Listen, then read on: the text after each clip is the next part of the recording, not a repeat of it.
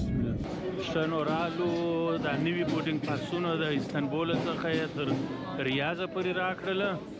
بکسونه په ریاض کې راکړي د خیر سره. اوس بل منځ وکړو، ډوډۍ به وخورو. د ماپښین مازدیګر وخت دی.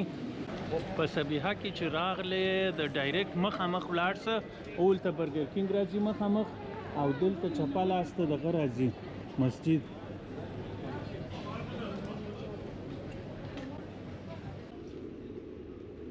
Okay, here you go. Thank you so much. So I got my first follower here in Madu.